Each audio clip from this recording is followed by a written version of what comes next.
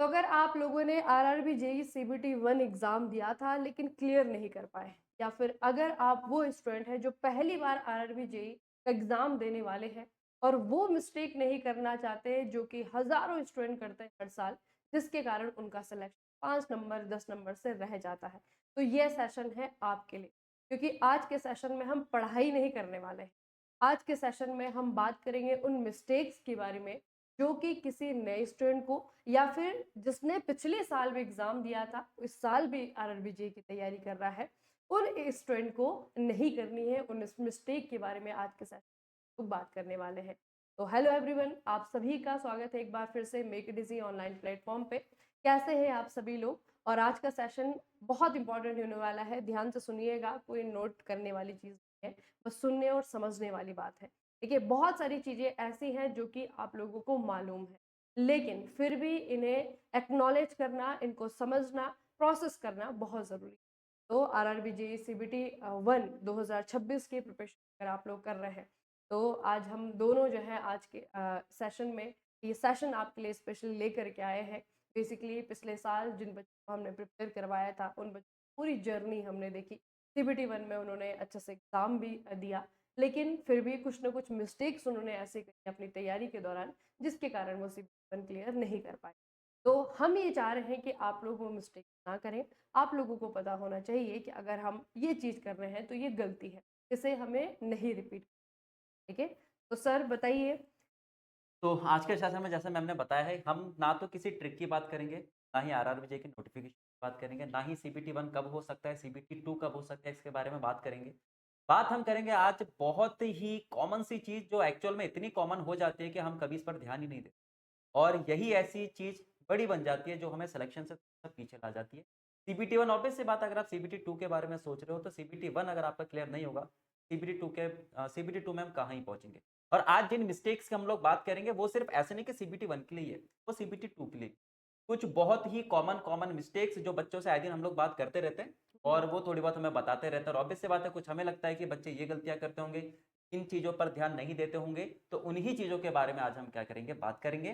तो चलिए स्टार्ट करते हैं। पहली मिस्टेक। सबसे पहला मिस्टेक नहीं, रियलिटी की बात कर लेते हैं कि भाई प्रॉब्लम इंटेलिजेंस की नहीं होती, क्योंकि ऐसी होता है ना कि जब सिलेक्शन नहीं होता तो अपने आप पर डाउट हो जाता है कि क्या यार मैं कर पाऊंगा कि नहीं कर पाऊंगा। तो खेल जो होता है ना, वो इसका नहीं कि आप लोगों को कितना आता है कितना नहीं आता, खेल ये है कि जो भी आप लोग को आता है वो आप पेपर में कर पा रहे हो कि नहीं कर पा रहे हो। आपको पूरा पेपर आ रहा है लेकिन आप कर ही नहीं पा रहे हो तो क्या ही फायदा, है ना। तो ये नहीं है कि अगर आपका सिलेक्शन नहीं हो रहा तो आपको कुछ नहीं आता, आता सब कुछ है, बस एग्जीक्यूट उसको अच्छे तरीके, है ना, टाइम का अच्छे तरीके से आप लोगों ने यूज करना है। चलिए, तो स्टार्ट करते हैं सबसे पहली मिस्टेक्स से, जो सबसे पहली बहुत ही कॉमन सी है कि भाई अगर जहां पर बात टेक्निकल एग्जाम्स की होती है तो वहां पर टेक्निकल तो इंपॉर्टेंट होता ही है, लेकिन आरआरबी जेई की अगर हम लोग बात करें, सीबीटी 1 प्योर नॉन टेक्निकल है। जहां पर ऐसे नहीं कि आप सिर्फ टेक्निकल यानी सीबीटी 2 पर ध्यान दो, आपको सीबीटी 1 पर ध्यान देना पड़ेगा, जहां पर आपके पास 4 सब्जेक्ट है, मैथ्स है, साइंस है, रीजनिंग और आपके पास जनरल अवेयरनेस। हर किसी का वेटेज आपका अलग अलग है, इंपॉर्टेंस भी आपको उसी तरीके से देनी है। मैथ्स के 30 क्वेश्चन, साइंस के आपके 30 क्वेश्चन, रीजनिंग के 25 और जनरल अवेयरनेस के आपके 15 क्वेश्चन। तो ऐसा नहीं है कि आप लोगों को टेक्निकल जो सब्जेक्ट है उस पर ध्यान नहीं देना है, लेकिन फिलहाल के लिए ज़्यादा जो आप लोगों को ध्यान देना है वो किस पर देना है, सीबीटी 1 के लिए नॉन टेक वाले सब्जेक्ट।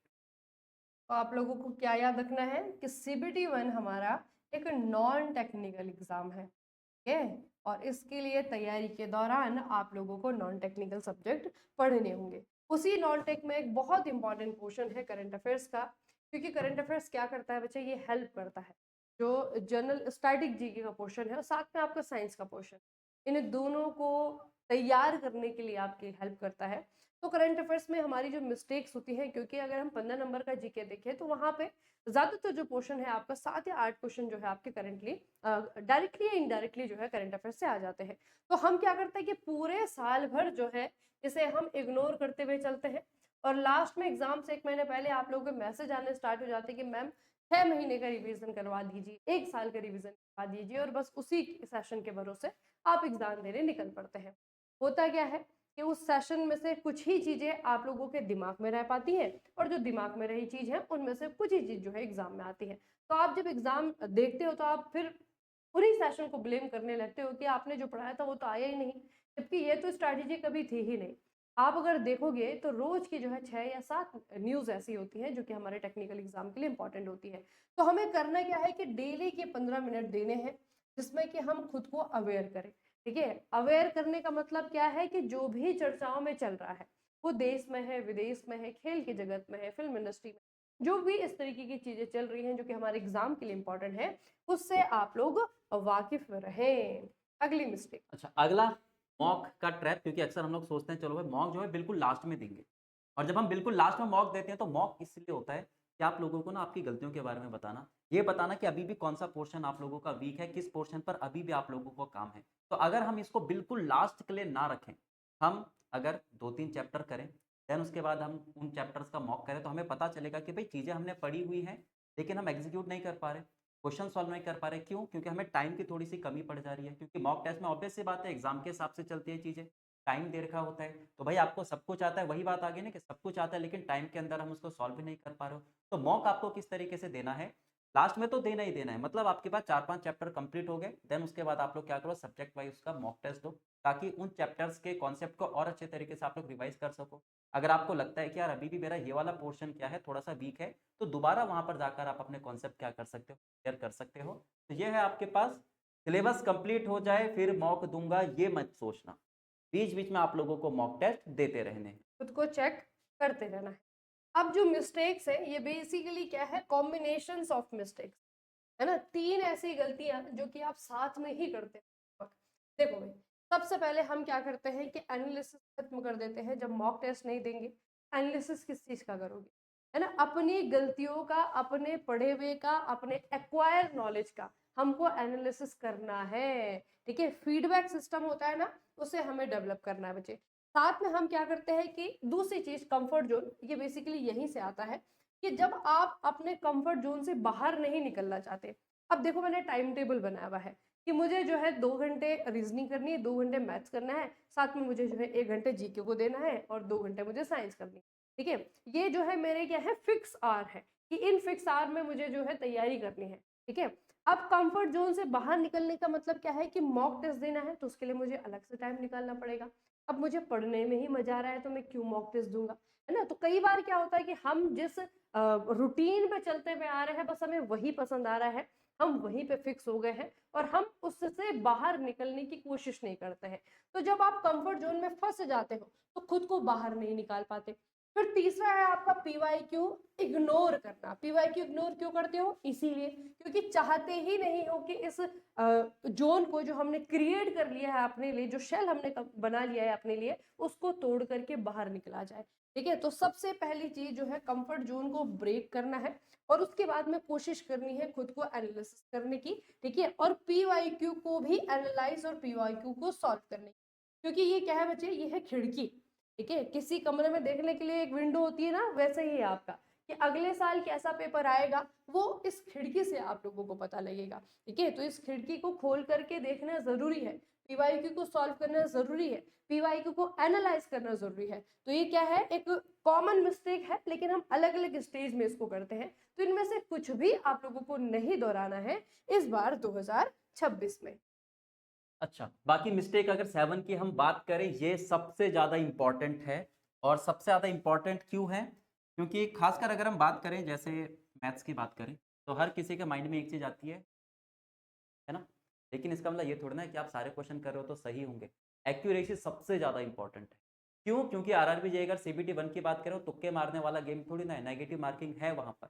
1/3 आपकी क्या है, उसमें नेगेटिव मार्किंग है। तो इसका मतलब अगर आप एक्स्ट्रा अटेम्प्ट कर देते हो सिर्फ स्पीड के चक्कर में कि चलो भाई तुक्का मार दिया, तो आपके मार्क्स क्या हो जाएँगे, कम हो जाएँगे। तो आप लोगों को एक्यूरेसी पर क्या करना है, ध्यान देना है।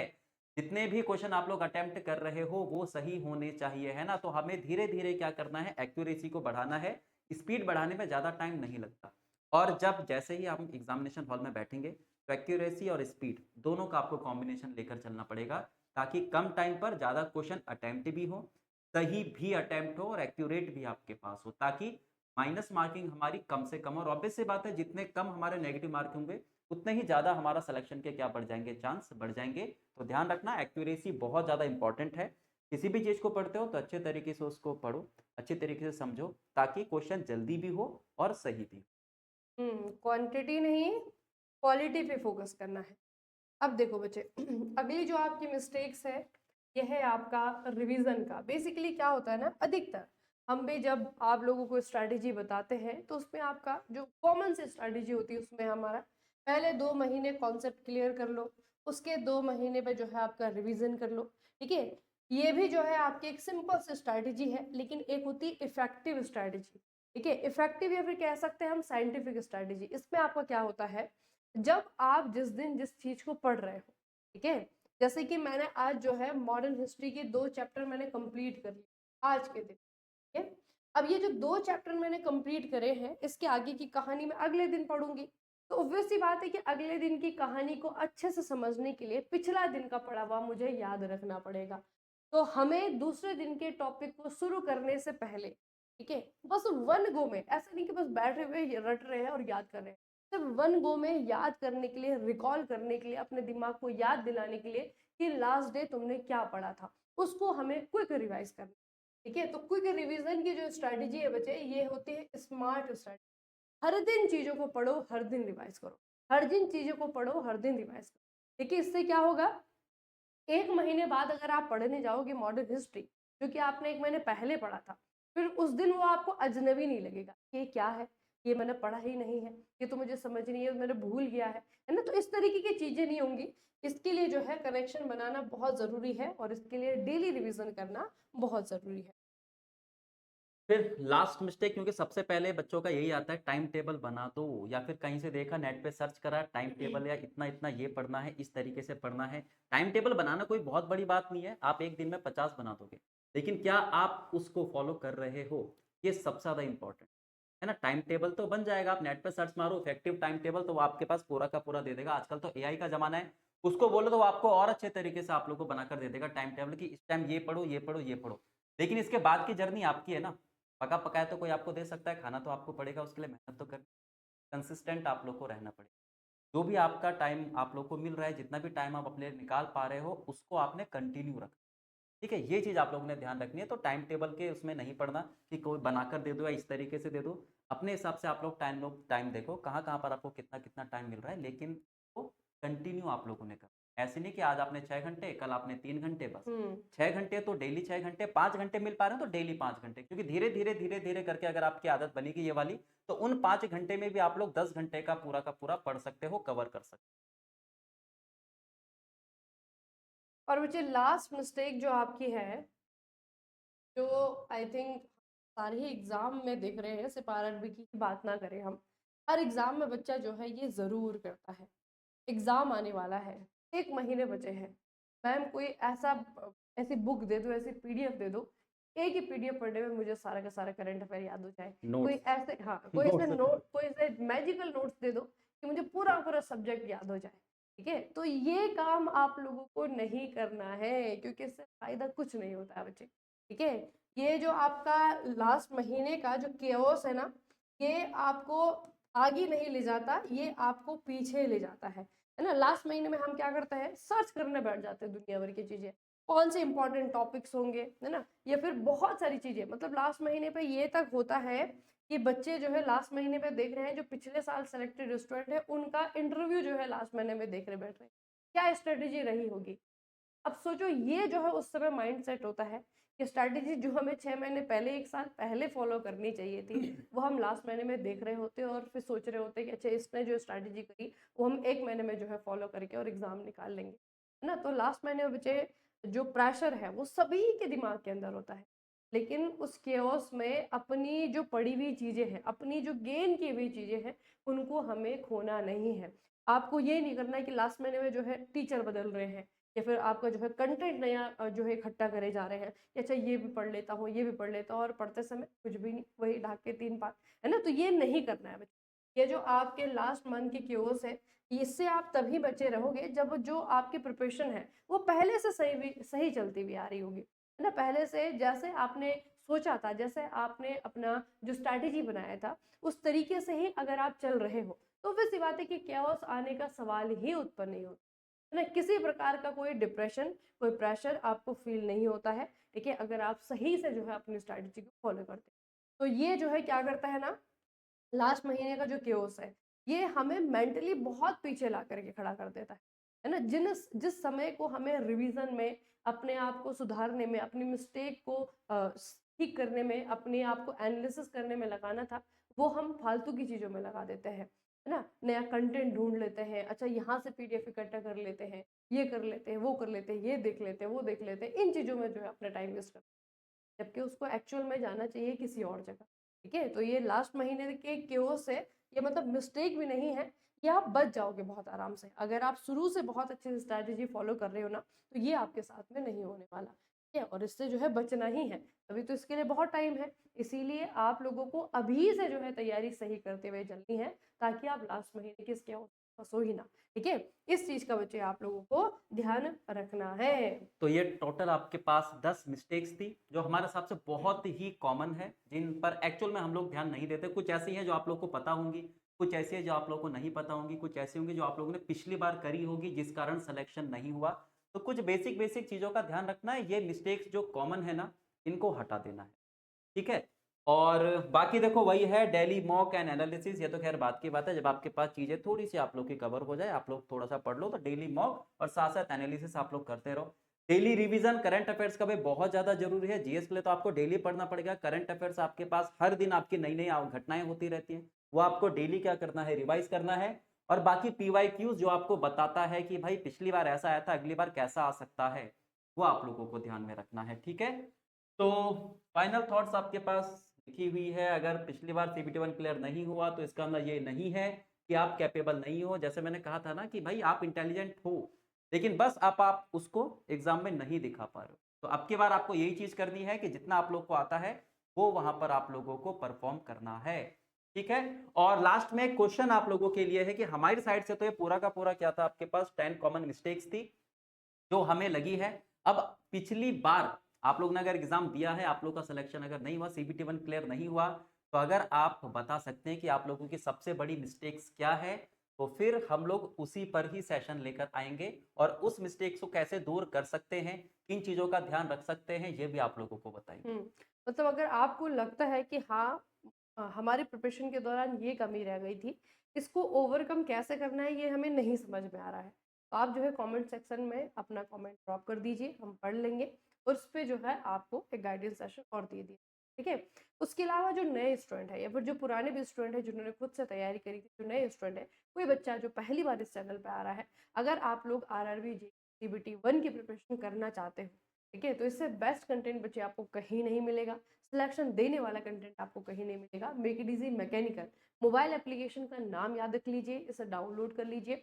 उसके भीतर अगर आप जाते हैं तो टेक्निकल हो चाहे नॉन टेक्निकल हो, हर प्रकार के सॉल्यूशन आपको मिलेंगे। चाहे वो वीडियो लेक्चर्स वाले कोर्स हो, चाहे वो आपके लाइव प्रैक्टिस वाले कोर्स हो या फिर आपके टेस्ट सीरीज़ हो, सब कुछ जो है इसके अंदर आपको मिलेगा। तो जैसे अभी हमारे पास में जो ऑप्शंस है, आपका आरआरबी का वीआईपी कोर्स है, आरआरबी अभी जो मैकेनिकल इंजीनियरिंग का ये जो है आपका लाइव कोर्स है, लेकिन सीबीटी 1 के लिए आपका है आरआरबी जेईई सीबीटी 1, इसमें लाइव प्लस रिकॉर्डेड कोर्स है, ठीक है? बहुत सारी जो है आपका पोर्शन यहाँ पे आपका कंप्लीट है, वो बस आपको जाना है अपनी पसंद के अनुसार। जो भी आपको लगता है कि ये वीक सेक्शन है ना? इसको जो है बच्चे आपको क्या करना है, पढ़ना है, उसे पढ़ना स्टार्ट करना है और यहाँ पे जो है आपको लाइव प्रैक्टिस मिलेगी, साथ में जो है आपका टेस्ट सीरीज मिलेंगी, है ना? तो इस तरीके की चीज़ें जो है आपको यहाँ पे दी जा रही हैं और साथ में जो है आपका जो 1 टू 1 कन्वर्सेशन है अपने मेंटर के साथ, अपने टीचर के साथ में, वो फैसिलिटी भी आपको यहाँ पे दी जा रही है, ठीक है? तो जो भी आपके डाउट होते रहते हैं पढ़ते समय, अपने कोर्स को जो है खत्म करते हुए,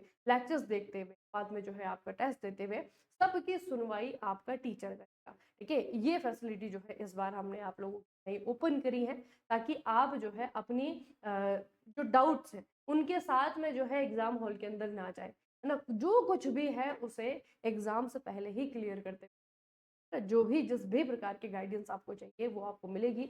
आपको अपने टीचर से बात करनी है वो आपको मिलेगा, है ना? सब कुछ जो है बच्चे आपको दिया जा रहा है। तो make it easy mechanical mobile application है, डाउनलोड कर लीजिएगा और जैसे हमने आपको पहले भी कहा था कि अगर कोई मिस्टेक या फिर कोई कमी आपको ऐसे लगती है कि मैम इस चीज़ को मैं दूर नहीं कर पा रहा हूँ, है ना? हेजिटेशन वाली बात नहीं है। आप जो है कमेंट सेक्शन में लिख दीजिए कि ये चीज़ जो है मुझसे नहीं कम हो पा रही है, इसके क्या तरीके हो सकते हैं? क्या साइंटिफिक मेथड हो सकते हैं जिससे कि इस चीज़ को कम किया जा सकता है ना? और बहुत सारी चीज़ें होती हैं। आप लोग जिस विद्यार्थी जीवन से गुज़र रहे हो, बहुत सारी चीज़ें हैं जो कि आपके मेंटल लेवल, तो आप लोग डिस्कस कीजिए उस चीज़ को कि इस चीज़ को कैसे ओवरकम किया जाएगा, इन चीज़ों से कैसे पार पाया जाएगा, कैसे अपने स्ट्रेटजी को एक क्लियर वे में और सही डायरेक्शन में आगे बढ़ा। ठीक है, तो चलिए फिर आज का सेशन हम यहीं पे रखते हैं। मिलेंगे आप लोगों को नए गाइडेंस सेशन के साथ, तब तक करते रहिए, अपना खूब सारा ख्याल रखिएगा। आप सभी का बहुत बहुत धन्यवाद।